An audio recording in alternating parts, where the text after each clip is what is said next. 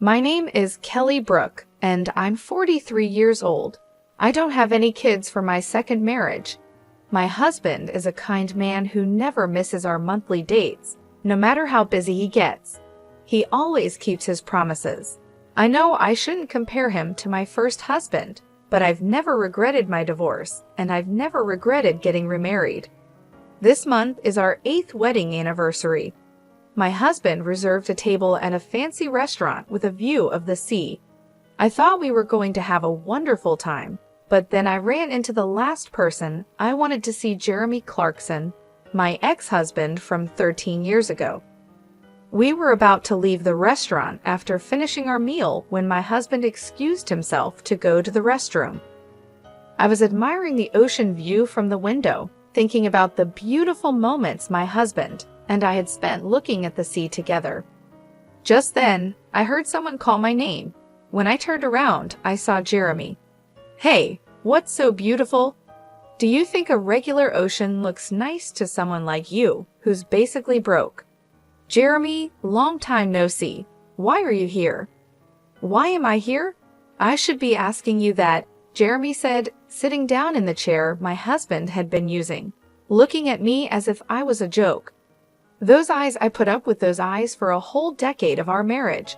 I never thought I'd run into you here. Can someone like you, who doesn't have much money, really eat at a fancy place like this? Can you even afford it? Or is this a once-in-a-lifetime thing? It's our wedding anniversary. Ah, I see.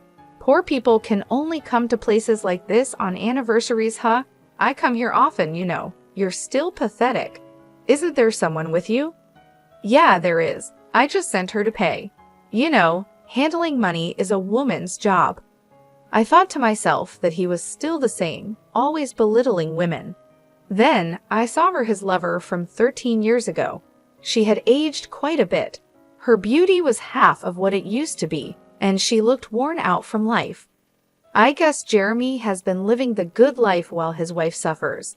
You're still wearing shabby clothes, aren't you? Aren't you embarrassed to dress so poorly?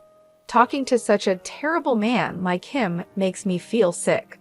I turned my eyes toward the restroom, hoping my husband would return soon, and there he was.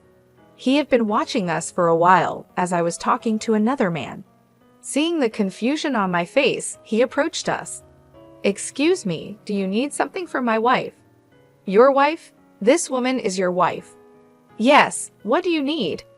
"You also look poor. I guess poor women always remarry poor men." "Please don't be rude. My husband is a very respectable man." Jeremy snorted in disapproval at my response. "Imph, you must be just a useless broke man then." He glared at my husband. I thought to myself, this man really hasn't changed at all. Jeremy was always very selfish. Although he worked for a big company, it was unclear if he was really good at his job. He was good at sucking up to his boss, though. He blamed his mistakes on his juniors and loudly claimed their achievements were because of his guidance. How he managed to climb the corporate ladder is beyond me, but by the time we divorced, he had become a manager. Jeremy always claimed he was an elite employee, but I never thought of him that way. I graduated from a prestigious university, Jeremy would always brag. Not just any university, but one of those special ones. When I was dating him, I believed his exaggerated stories and thought he was really smart. But when we got married, I discovered that was his only real talent. Plus, he constantly put me down, even though I only completed high school. "Your parents were too poor to send you to university, right? But it's good for you. You didn't have the brains for it anyway. If your family had been rich, you would have had to go to university. But it would have been impossible for someone as stupid as you." "My family wasn't poor. I just wanted to start working sooner rather than going to college." Ah, enough with the excuses. You can't stop making excuses, can you? You're an incompetent woman after all. But it's good for women, isn't it? Even if they're incompetent or stupid, as long as they have good looks, they can get by. If they catch a competent man, they can live well. I never thought he would say such things before we got married, so his change after marriage was shocking. Plus, his parents weren't wealthy landowners. His father was just a director, yet he still looked down on anyone he thought was poor. You really can't do anything right. You're bad at cooking, you can't clean, and you can't even have kids. Marrying you was a huge mistake, he would say. It wasn't a physical issue that stopped me from having kids. It was the stress caused by Jeremy. My family always valued being careful with money and appreciating what we had. But when I cooked with radish leaves to save money, he yelled, "Are you trying to feed me trash?" and threw them in the garbage.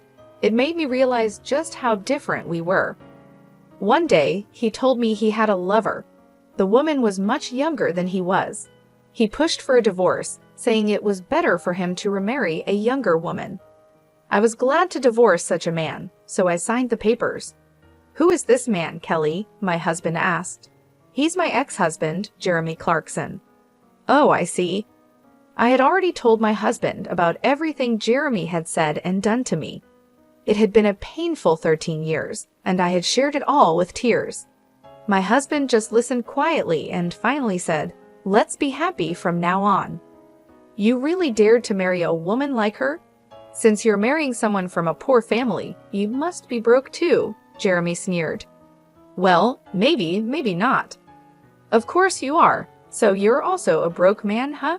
Marrying a poor person means you're broke too, am I right? But why did you divorce such a wonderful person?" "Wonderful? Your eyes must be fooling you. Truly wonderful means having a beautiful wife like mine." He pointed to his wife, who stood there looking embarrassed. "Is that woman your wife?" "Yes, she's beautiful, isn't she? She's actually my boss's daughter." Marrying the boss's daughter definitely helps one climb the career ladder faster. Marrying a broke woman like you probably means you're just a regular employee. Too bad. "A regular employee? I haven't heard that in years," I said. "What are you trying to prove? A low-class guy marrying a low-class woman? It just means you'll both be broke for the rest of your lives. And you think you deserve to eat in a fancy restaurant like this?" "This level of restaurant isn't a problem for us," my husband calmly replied. "Yeah, sure, if that's what you think," Jeremy scoffed. Just then, a waiter passed by, and my husband pulled out a black card, instructing him to settle the bill. Jeremy was surprised by the card, but tried to hide it, snorting again. "Is that a black card? Showing off a card like that here? You're not used to it, are you? You must have borrowed it from someone." Flashing the card around, "But later you'll have to pay back the person who lent it to you, right? I bet you're scared to spend money in a place like this. It's all just an act." Funny thing to say. Who would lend their card, I wonder? No matter how naive someone is. "They wouldn't lend out a card like this," my husband replied. "How would you know that, Jeremy? You shouldn't say such insulting things," I added. "What's insulting? I'm just stating the truth. There's no way you could be wealthy if you married a poor woman like her." "My wife is poor, you say?" "Yes, that's right. Her family's place is a rundown, one-floor home. You know that, right? Or maybe you were too embarrassed to visit her home, so you went to a family restaurant instead." Meeting her parents at a family restaurant for a marriage proposal is unheard of, but for poor people like you, it's probably normal. A family restaurant, huh? The fact that you thought of that means you must have done it yourself, right? If you hadn't experienced it, you wouldn't have thought of it. "What are you talking about? I'm not short on money. I wouldn't do something so cheap." "Yet you came up with it.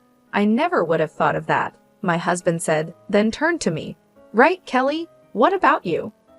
"Well, I think I'd like to go to a family restaurant occasionally, but we rarely get the chance," I replied. "Exactly, you're lying. When you were with me, you were happy to go to family restaurants." "That's because I had never really been to one before." "Oh, I bet. You sure talk big now, coming to a fancy restaurant like this, acting all important." "Maybe that's you. It seems like you don't fit in this kind of place." "What? You think I don't fit in here? There's no way I'm out of place. You're the one who doesn't belong here. Do you even know who I am?" "Why would I know you? If you want me to remember you, just become famous," my husband replied calmly. "I am well known. But I guess it's impossible for someone like you to know me. You think I'm just a regular employee? I'm a manager, not just an employee. A manager, huh? Is that supposed to be impressive? Just then, the chauffeur arrived, greeted my husband politely, and said, "Sir, your car is ready." "Thank you." Jeremy looked confused. "What's going on?" "Oh, you're probably just the president of some small company." "I work for a major corporation, the Brook Group, and I'm a manager there." "Oh, so you're still just a manager. Excuse me, you think you're important, but staying as a manager at your age won't get you far." "What? This man works at our company?" "Yes, he's been with us for a long time." "What do you mean our company? You're just an office lady from a small business." "That's right, but I don't have kids or any reason to quit my job." "So you can't have kids? I knew it. Something's wrong with you." "Hey, that's crossing the line." "Kelly is perfectly fine," my husband said, standing up for me. "If she's fine, why can't she get pregnant? Women are supposed to have kids."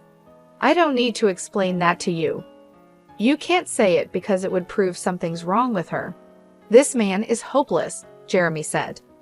"Yes, he's beyond saving," my husband replied calmly. "This man's name is Jeremy Clarkson, right?" "I understand. He's fired. Kelly, please contact HR." "What? What are you saying? You think you can shock me with that? What company's president are you claiming to be? Are you trying to fool me with this obvious act? Are you stupid?" "Jeremy, my husband, is the president of the Brook Group." "What? That can't be true," Jeremy exclaimed, but the driver nodded with a look of pity. "Seriously? Is he really our president?"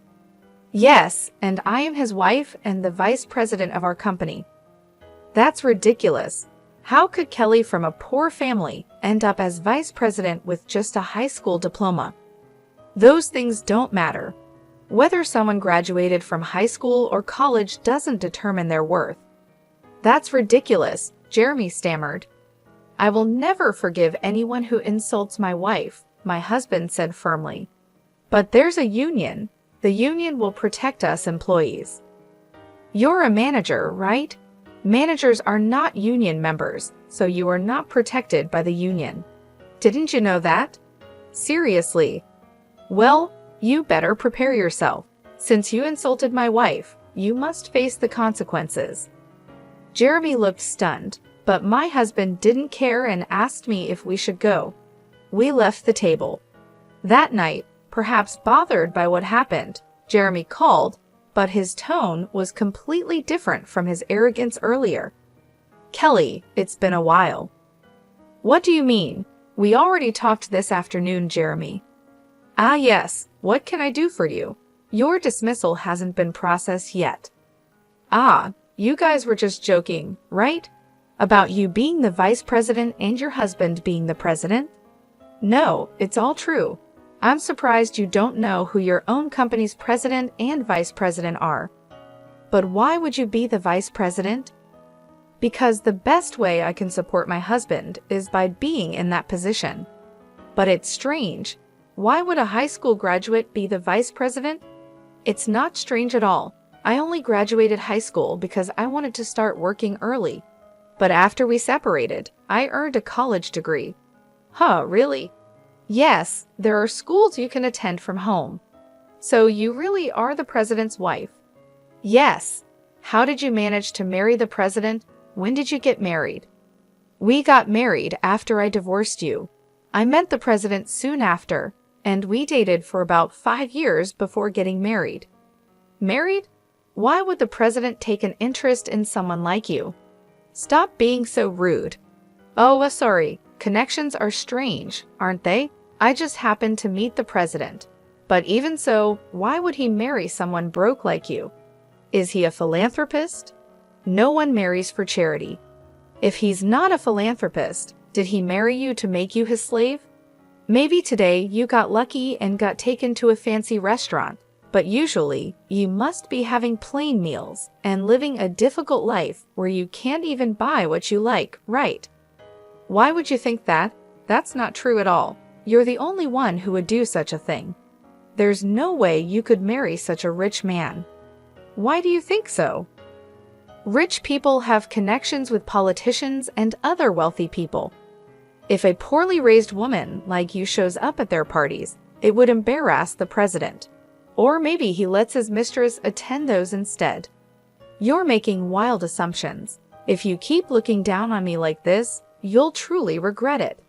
I'm just concerned for you.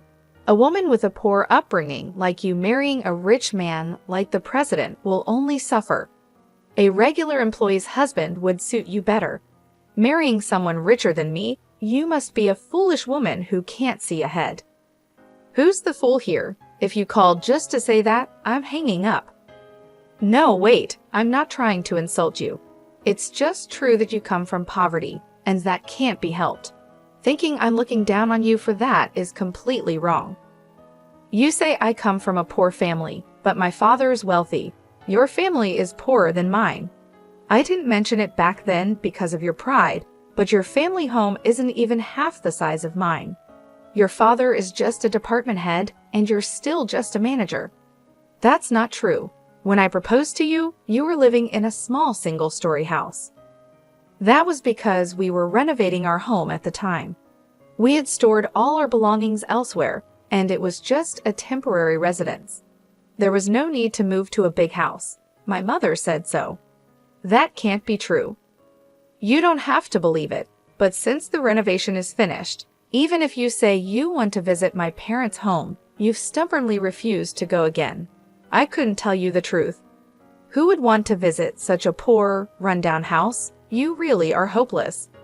Then I'll send you a picture. This is my family home. You'll see from the picture.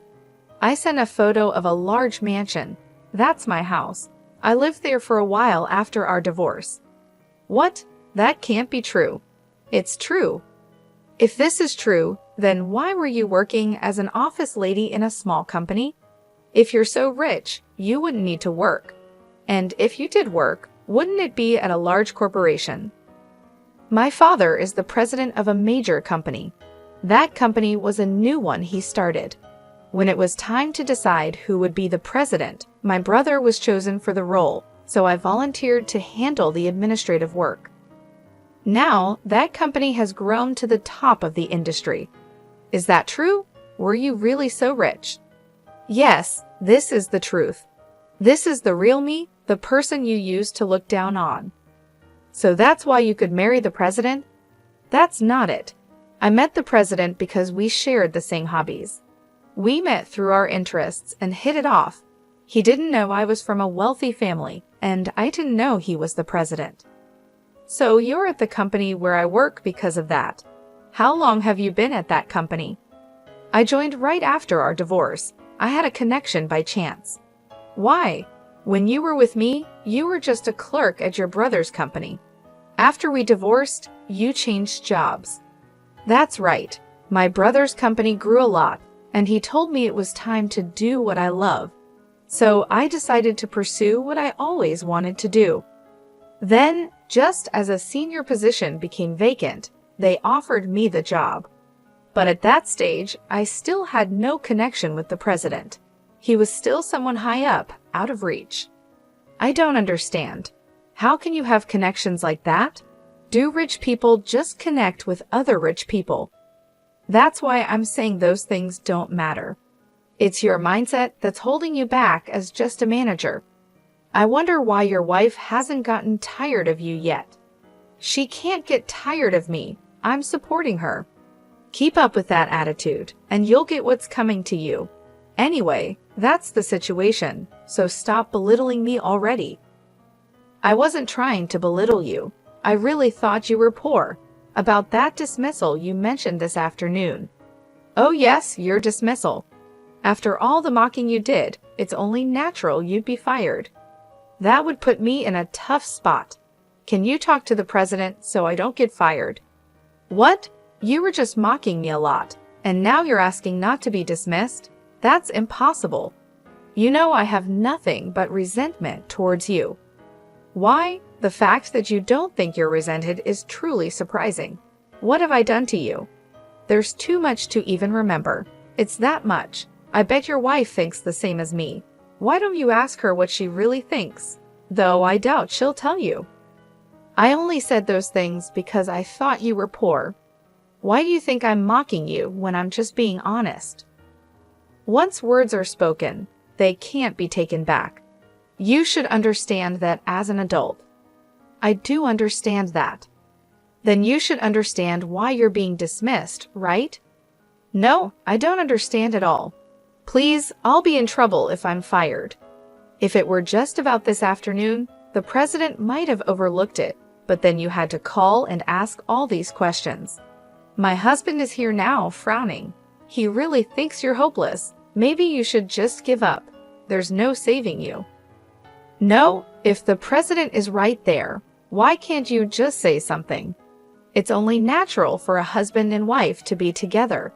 Besides, you didn't ask if someone was with me, did you? That's true, but you've made things worse for yourself. You mocked not just me, but my parents and my husband too. Look, I didn't think you'd get this angry. Please forgive me. If I had known you were wealthy, I wouldn't have said such mocking things. I won't say them again. Please forgive me. Just give up. I think your dismissal order will come down tomorrow.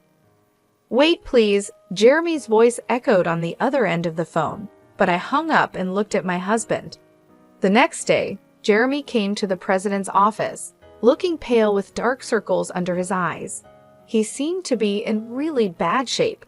I was in a meeting with my husband, the president, discussing business matters, but I was shocked by Jeremy's appearance. Jeremy, what's wrong? I'm very sorry. Jeremy apologized as he sat down on the spot. Jeremy, what are you doing?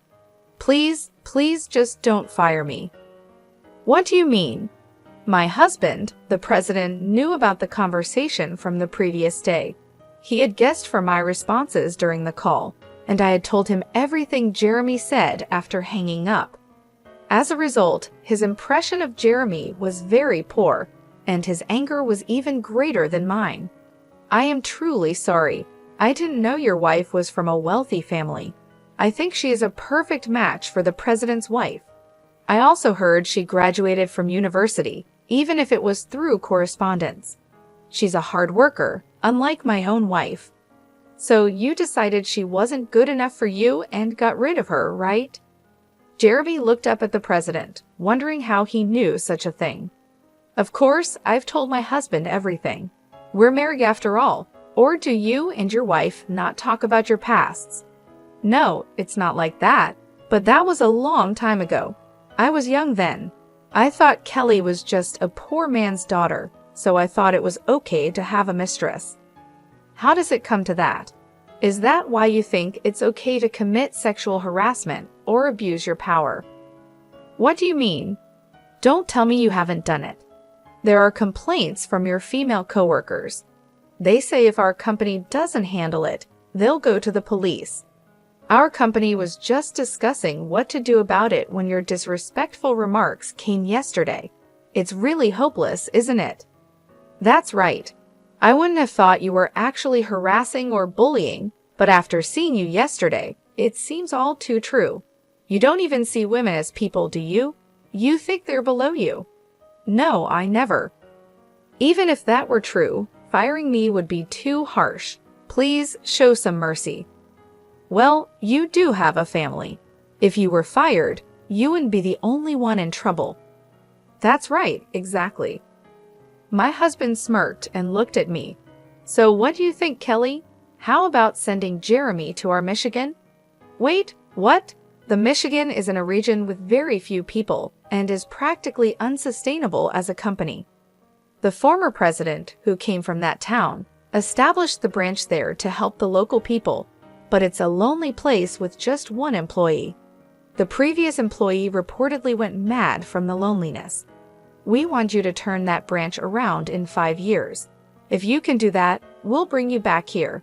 Of course, if you can't, you'll spend your retirement in Michigan. Thank you, I appreciate it, Jeremy said, thinking it was an act of mercy from the president. He set off for the Michigan, but both my husband and I knew it was an impossible task. Working alone for a small number of town residents, it was clear there wouldn't be any profit to be made. Jeremy moved to the branch all motivated, taking his mistress, who had become his wife, with him. But she soon grew unhappy with the cold and isolation, and eventually she reached her limit. Jeremy's salary dropped significantly, and despite being called the branch manager, his pay was minimal. This led to daily arguments with his wife. Although he boasted that if he turned things around in 5 years, he could return to the head office, his city-bred wife didn't believe him. She left divorce papers behind and went back to the city. Jeremy tried his best for a year, but no matter how hard he worked, the population didn't grow and no profits came. Eventually, he realized that no effort would change anything. In 2 days, he submitted his resignation. After leaving the company, Jeremy contacted his wife, but by then, she had found someone new. Not only was Jeremy ignored by her, but he was also beaten up by her new partner and ended up in the hospital. After being discharged, Jeremy looked for a job, but at his age, he found nothing and life became harder for him. He ended up living in a shabby, run-down apartment, and the only job he could find was as a nighttime store clerk.